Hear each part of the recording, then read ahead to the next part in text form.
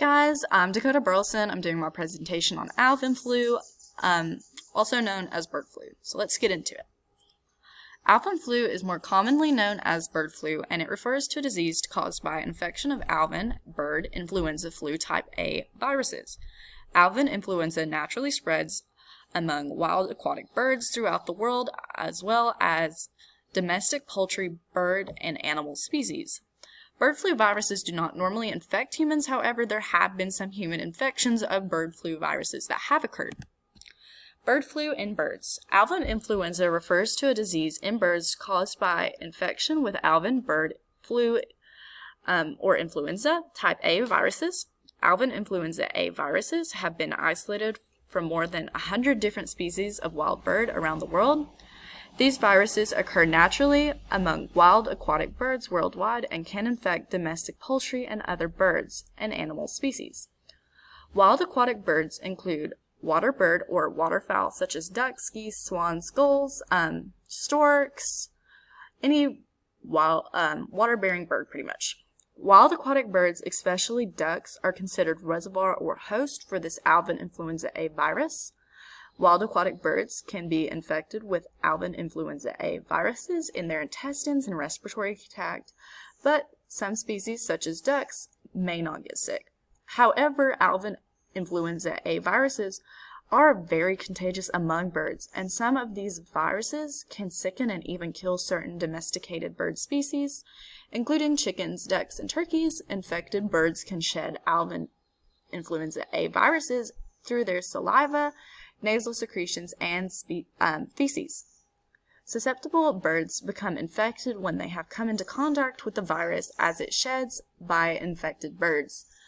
They also become infected through contact with surfaces that are contaminated with viruses from the infected bird. Avian influenza outbreaks in domestic birds are a huge concern for several reasons. There is a potential for low pathogenic influenza A, H5, and AH7 viruses to evolve into highly pathogenic avian influenza viruses with major agriculture implications. The potential for rapid spread and significant illness and death among poultry during outbreaks of highly pathogenic avian influenza. There is economic impacts and trade restrictions from highly pathogenic avian influenza outbreaks, and there is the possibility that the virus could be transmitted to humans exposed to infected birds. I've gotten most of my information thus far from the CDC. Bird flu in people is extremely rare, and it usually doesn't infect people, but there have been some very rare cases of human infection with these viruses. Illnesses in human from bird flu viruses have ranged in severity from no symptoms or mild symptoms to very severe disease that has resulted in death. Asian lineage H7N9 and highly pathogenic avian influenza Asian lineage H5N1 viruses have been responsible for the most human illnesses to date. This is worldwide. This isn't just in the United States.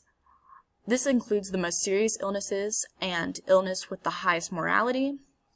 Infected birds will shed the flu viruses through their saliva, mucus, and feces, as I discussed previously. Human infection with the bird flu viruses can happen when the virus gets into a person's eyes, nose, or mouth, or it can be inhaled. This can happen when there is dust in the air from a bird that has shed it. This can be in droplets or dust, and a person breathes it in, or a person potentially touches something that has the virus shedded on it, and then they go and touch their eyes, nose, or mouth. Human infection from the bird flu has occurred most often after unprotected contact with an infected bird or surface that was contaminated with the bird flu virus. However, some infections have been identified through direct contact with an infected bird or their environment, and it was not known to have occurred. The spread of these bird flu viruses have been one infected person to a close contact, but it's very rare, but it has happened. When this has happened, it's only spread to one or two close people.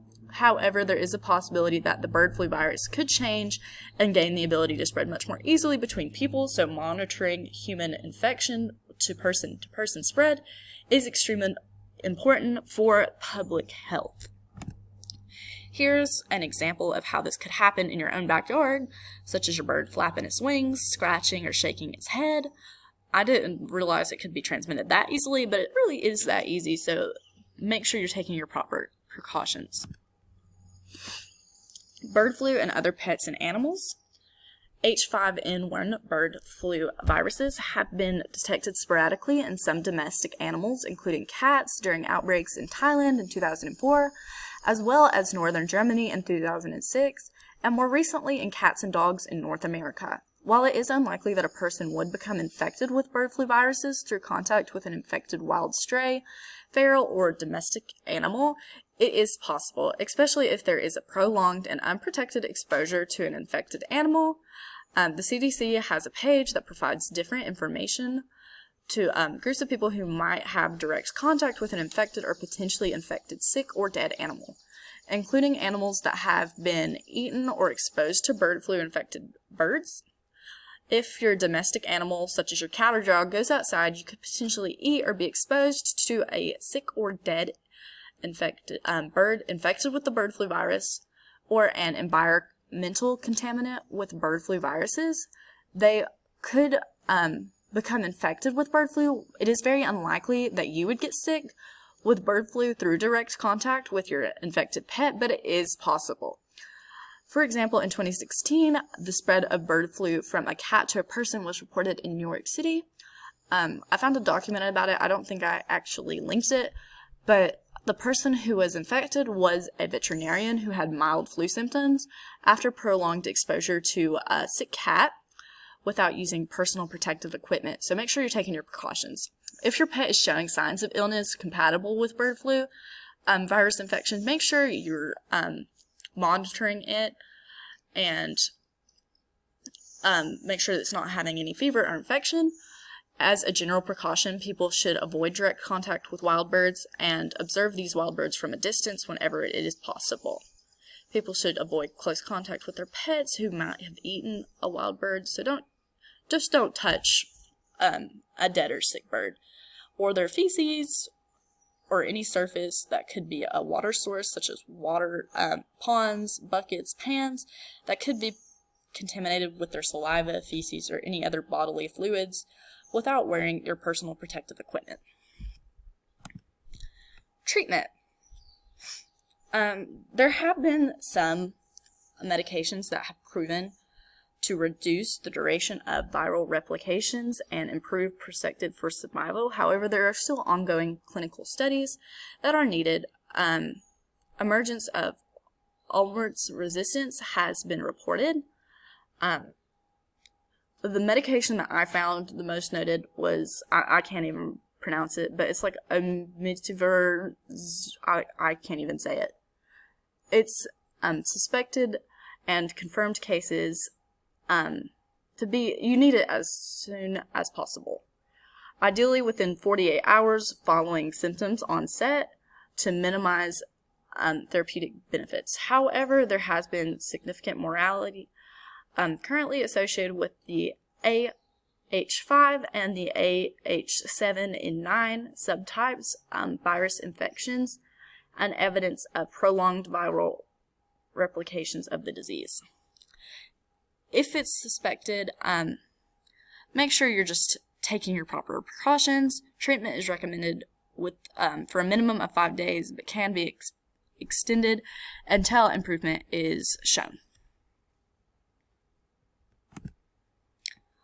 Avian influenza H5N1 is a contagious viral disease of poultry and aquatic birds, and they are most common host of an agent influenza type A. Its highly pathogenic forms include H groups 5 and 7. The viruses spread through both direct and indirect contact. It has an incubation period of 3 to 14 days.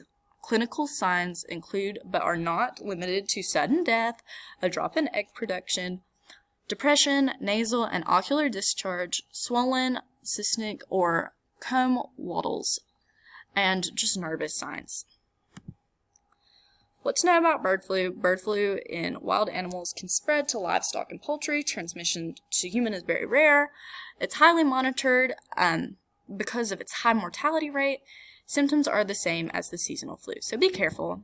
Here are my sites. Thank you for listening.